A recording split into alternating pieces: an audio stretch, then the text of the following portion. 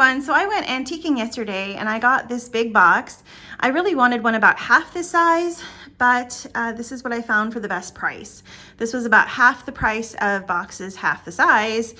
So I went with it. My husband thought he could cut it down if we needed to. It's not really a very expensive antique, so it's something that we could cut down without wrecking the integrity of, you know, an antique that was name branded. A lot of them are like Coke boxes or soda boxes. This was just a storage box. Doesn't have any like historical significance. So I think I can cut it down.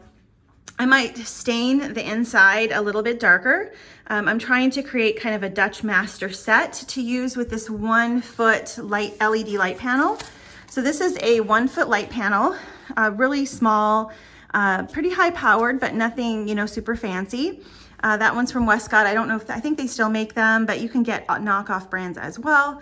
And then another thing that I got that I was very excited about was this really huge Kenzen. That is a flower frog that has pins. And this one's massive. I mean, this is the size of my hand and it's just really big. To buy something like this from Japan, where they make them generally, would probably be in the hundreds of dollars. And I got this for $28. It's an antique, but I mean, they're little iron or metal galvanized pins. I'm not sure what they're made out of. Don't quote me on that, but I thought this would be a nice base for bigger flowers that I want to put into this box, and then use this light, you know, to change the look of the light, to cast somewhat of a shadow on the back of it, and to photograph vertically, probably to encase the picture in this box. I'm using it as a way to sort of set a stage for flowers. And I'm using this crystal flower food, which I buy in bulk from Amazon. Just got a big bag of it.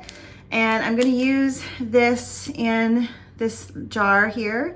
I'm gonna go out and collect some flowers and let them hydrate before I use them in the box. And just as a side note, I'm doing a time lapse over here of a peony opening, which has been going on for almost 12 or 13 hours now. Actually more than that, probably more like 20 hours now. It was partly closed yesterday afternoon, and it's been opening all night. So I have a cob light, which is it's the Westcott L60 cob light. I don't know what L60B means, but it's an LED light that's been illuminating it. And then I have my camera on a tripod using a JC timer, which it's really not that difficult to use. It has 122 shots left on this at 5 minutes a piece. It looks like it's going to go here in a second, so I'll just catch that. So what it does is it turns on and it takes the picture, and then eventually the camera goes to sleep again.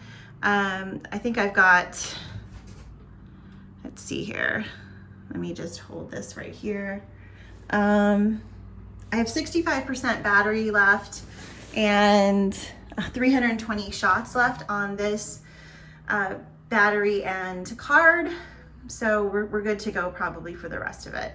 I can just turn the whole thing off and then, you know, tuck in a new battery right in here without moving anything, and then just restart this. So if I run out of battery, I can just pause it. There's 5 minutes between shots, so there's plenty of time to tuck in a new battery. But I'm gonna go cut flowers now and let them hydrate so we can take some pictures in the box. All right, so I went out and I got some roses, some Sweet William, and some more roses, foxglove stem, just some random things, some mountain mint. And then I'm gonna add some of my aging peonies here, moving across my little shooting area. Cat food, sorry. We've got peonies, and I'm just gonna maybe pick out a couple of these for the box display in a few minutes. I'll give it some time to hydrate. Okay, so what I've done is gone out to the garden. I collected this stuff. I soaked it for a while, and then I realized that some things fade really fast. So I just started placing everything into this flower frog. And I really don't care if the flower frog shows. I think I can just, you know, mute it out with shadow.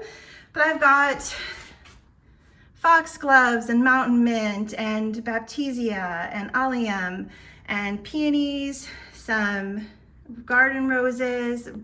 These are Morden blush, more foxglove, sweet William. And it's not really the best arrangement. I have some spaces and gaps like in here I'd like to fill, but this is what I have. And really this whole box idea is about gathering what is in bloom, throwing something together and just making a quick display. It's not about being super precise because working inside the box, your hands are limited, but I wanted that shadow kind of window look. And so now I can take this light, and I did notice, and you'll see in some of the pictures I share, that there is a light flare that's happening with the phone. That doesn't always happen with my actual camera because the lenses are so much better.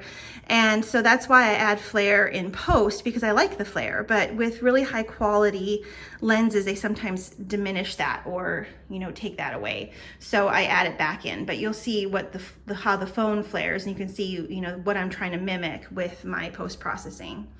So yeah, I'm gonna get shooting, and I think I'm gonna do like f13. I'm gonna do whatever this light allows me to do comfortably with a shutter speed and ISO that works. Basically, if it has to be more shallow, it will be. We'll review that in post. All right, so one thing I noticed when I was using my 50mm macro, which is a much more inexpensive lens, it's like $100 and some, or maybe it's $200, I'm not sure, I'll have to look it up, but it's much less expensive than my 50 G Master, which is in the thousands of dollars, and it does flare. So I will show you some of the images that flared, and I kind of ended up with the light. It's hard to see. I'm trying to show you the direction that the light is. So there's the box, and there's the way that the light is set. It's basically ahead of the box, or even with the box. I guess it depends on how you look at it. But it's just grazing across the front of the flowers. Peony was what I focused on when I was using my focus point, a single focus point. Let me tell you that jumping into the edit for this was really hard. I was having a lot of trouble, and I just didn't know what I wanted. There were a couple issues that I ran into. Number one, the crop. The way that the aspect ratio of this image is set, with the box being a parameter and how you have to crop it, it ends up being like 16:9 vertical, which I think is too narrow. I'd like to be able to do 5:7 or 8:10, so I'm going to need a wider box if I'm going to shoot this size of an arrangement. This arrangement goes edge to edge, and it's about 16 inches, and the aspect ratio of the box itself is about 16:9. So if I don't want to have extraneous parts of the picture encroaching in on it, it was hard. I'm going to see if I can make a duplicate copy of this, and if I go to reset, maybe it'll let me reset it. I don't know, back to the original. All right, so this is the original one that I ended up choosing, and you can see that the flare from the 50mm light was pretty heavy, and I actually really like that, but I'm thinking I need it closer to the subject. I should have had this light down about 6 inches, and so that the top of the light was lighting the top of the arrangement, and that the bottom was lit more and maybe turned more toward me. I'd have to play with it some more. I like the fact that the base is shadowed here. I like that. It puts the flower frog into sort of this misty shadow, so it's not really apparent what it is. I like all that, but I don't really like how far away the light is from the rest of the things that are in the box. It just feels really, I don't know. This is a hard light. It was a hard light to use and a hard light as far as the light quality, and I was really struggling with liking it. I ended up going with this with an edit that looks like this, and it feels undone to me. It feels a bit flat, and I feel like it needs a bit more zing or something, but I haven't figured out quite how to do that. But this is the before, pretty contrasty. I had to balance it a bit, and then this is the after. So before, and this is before Photoshop. I didn't do any Photoshop on this. I just used the noise reduction. I ran that. And then I went in and I actually used curves to edit this. So here we go. I added some contrast because I had taken out some contrast later, which you'll see. And then I opened the shadows by moving that to the right. And I lowered the highlights just a touch, like -22. So not a whole lot, but just knocked back some of the brightest shadows, especially here on this peony, and then opened up the shadows quite a bit because it was pretty contrasty. I mean, there's a lot of darkness here, and it's the quality of the light again. If I had a very soft wash of light, if I put a 7-foot umbrella bounced in front of it, or even if I did it in the evening, like before evening, so maybe late afternoon outside with natural light, I probably would have had softer shadow areas. It was because I had a small, harsh light source, like a flashlight almost, it feels like. Then I went and I added some vibrance and took away some saturation to the tune of +31 and -7. Not a huge amount, just enough to give a little boost to the color. And then using the saturation to the negative just helps to bring it back into a normal range. It's very funny how vibrance and saturation work together.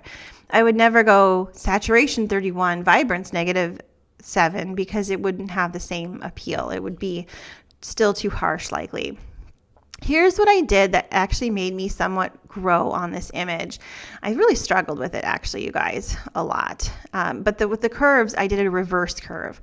Normally an S curve follows the pattern of an S, where it gets higher in the highlight area over here on the right-hand side and lower over here in the shadow area. I did the opposite. This is a reverse S curve. I lowered highlights and opened the shadows. And this helped it feel a little bit less contrasty and crazy. So if I do the same thing here, usually an S curve looks like this. It looks like an S. That is way too much for this. But going the opposite direction, it opens the shadows and lowers the highlights a touch, and it helps to even everything out. It loses a little bit of zing, I'm not going to lie, but it's better. And I could maybe bring this in just a touch more. I don't have to be quite so open with it. But this worked better for me. Then I just worked with color manipulation. The reds involve the snapdragons, the sweet William, and the peonies, and the roses as well. And I took the red more over to the fuchsia side. Left on the hue slider for red is like a bright fuchsia, and to the right is deep orange. So moving it to the left a touch just gave it a bit more of a vibrant, rosy pop, as instead of being more flat. So red in the middle looks very red, and I wanted it to be a little bit more pinky, so it tied in with the peony better. So I moved it to the left, and then I upped the luminance. Lowering the luminance darkens it, and going to the right brightens the luminance. It helps to add some visual interest and open the shadows a touch.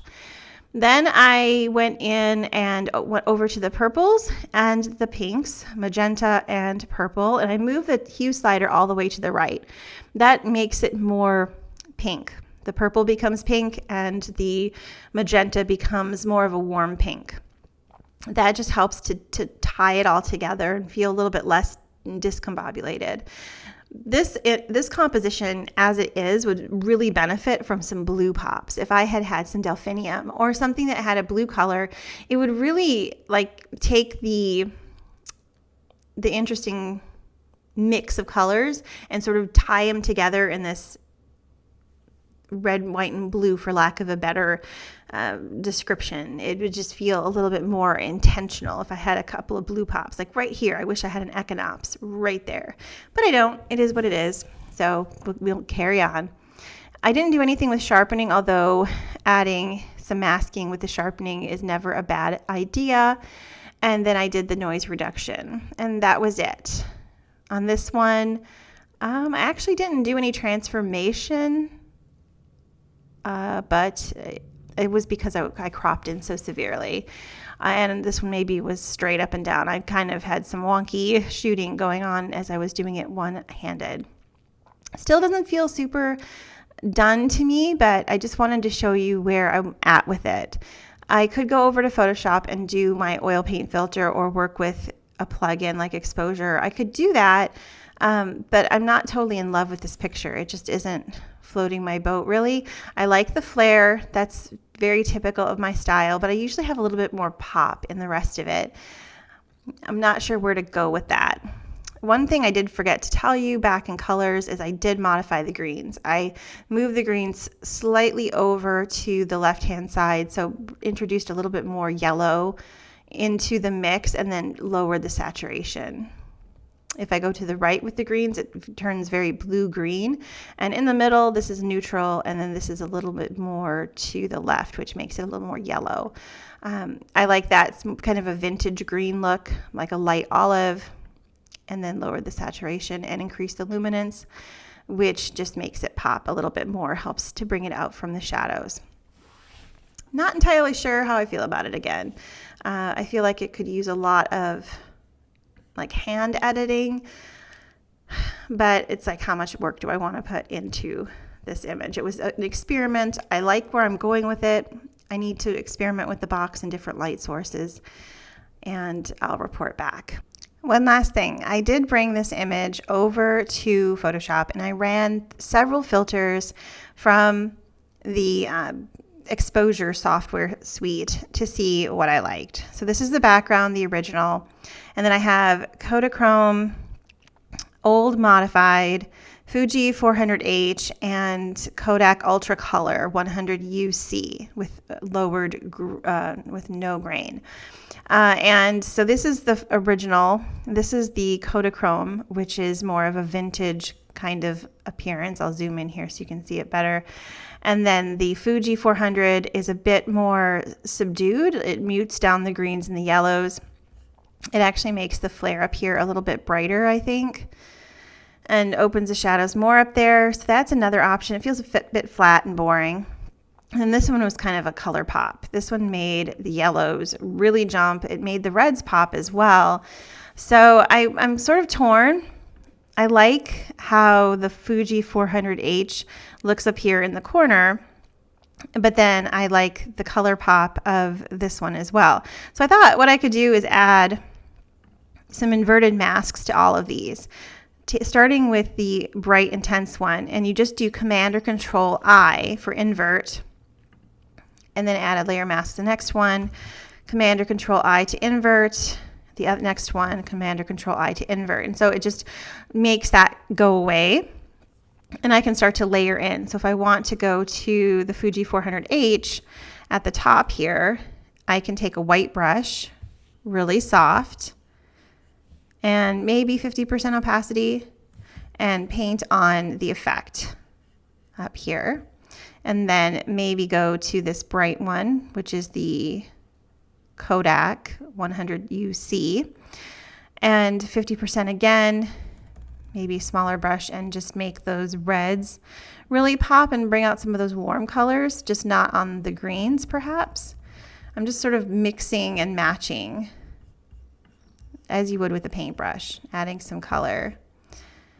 And I didn't like what this really bright one did to the wood color. It made it really yellow, and I didn't like that. And this immediately helps a lot.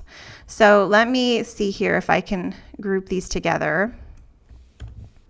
And then I can turn the group off, and we can see the before and the after. It's really subtle. It just adds more light at the upper left corner, increases the saturation on some of the image. Maybe I'm going to go back to the bright one and add a little bit of color to the greens here. Yeah, I don't know. I think it works. It's better than it was before. And then I think I might do a little bit of gradient work. So let's flatten this. And I'm going to go into my gradient, make sure I have a black swatch selected. Gradient, and I'm going to move this gradient up to the upper right corner, maybe a little bit more to the side, and then just pull it back and continue arranging. Well, you know what this is? Like that. I'm trying to darken the side a bit. You know what? This might actually work better in Lightroom than over here. You can do it over here, but then now I'm going to have to go in and use a mask selection to remove it from the flowers that I want to remove it from, and it's just not as intuitive as it is in Lightroom. So let's boogie back there. Command S, Command or Control S back to Lightroom, and we'll let it do its thing. And now I'm going to grab my linear gradient, drag it from this, oops, that's not the right, I must have hit radial somehow, sorry guys. Linear gradient is what I meant. Pull it back, lower the exposure as I did with the other one, except now I'm going to open my menu and expand it, choosing this mask, and subtract my subject from it, which is going to remove my roses, and hopefully, yes, it does, removes the roses and the foxgloves from the selection there. And then I'm going to maybe bring it back a little bit so it's not quite so much. Checking the mask here, I want it to be really soft. So let me go to the linear gradient here and make sure that my brush is soft. It feels like it's harsh. Let me turn this on and off. You know what? No, it's not. It's another shadow that's here on the floor of the box. That's totally normal. So I guess everything's fine. Yep. And then maybe go in here with a brush and a little bit of exposure. I want to do more of a dodge and burn and less of a whites selection. So I'm just going to kind of paint on some little highlights here. And then bring it back a touch. Just give a little bit of drama back there. Maybe add a little bit more, a little more drama.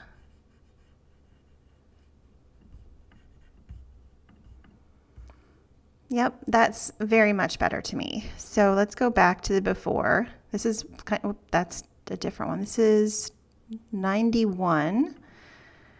Oh, I guess it is the same one. So this is kind of where we started. Pretty dark. And this is where we ended. Opening up the shadows a bit, adding a bit more crafting to the light. But yeah. Yep. I like that much better. All right, thanks everyone.